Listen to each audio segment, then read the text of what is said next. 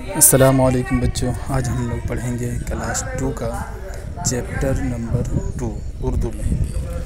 तो इसमें दिखाया गया है कि अल्लाह तबारक व तआला की नेमतों में से एक नेमत फ़ल के बारे में आज हम पढ़ेंगे।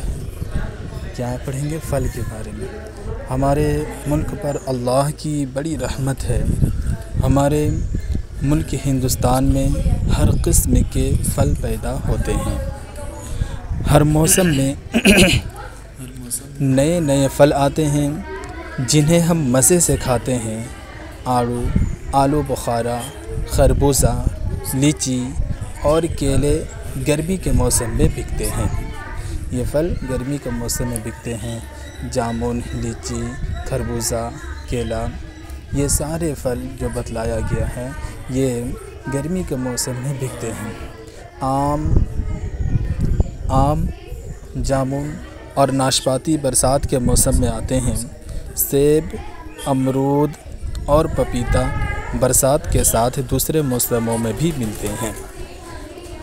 ये फल बरसात के अलावा दूसरे मौसमों में भी हमें मिलते हैं। आम, जामुन, सेब, नाशपाती, अमरूद, पपीता। अब आगे बढ़ते हैं। अनार, चीकू, संतरे, मौसमी और अंगूर सर्दी के मौसम में ज़्यादा होते हैं।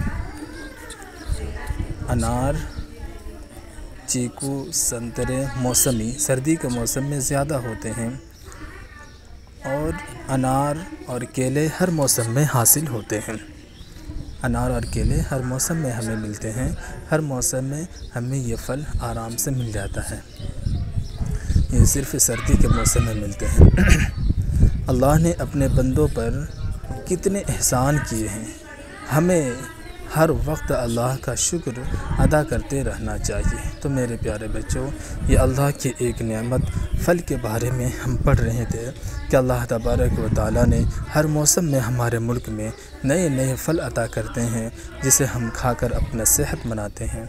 तो मेरे प्यारे बच्चों, इसे बढ़िया से मेहनत से लगन से पढ़िए और अपनी किताबें निकाल कर अगर किसी तरह समझ में ना आए तो आप हमें कमेंट करके बतलाएं और हमसे पूछ सकते हैं। ये तीसरा चैप्टर है जो आज के लिए पढ़ाई हुई है। Thank you. अस्सलाम।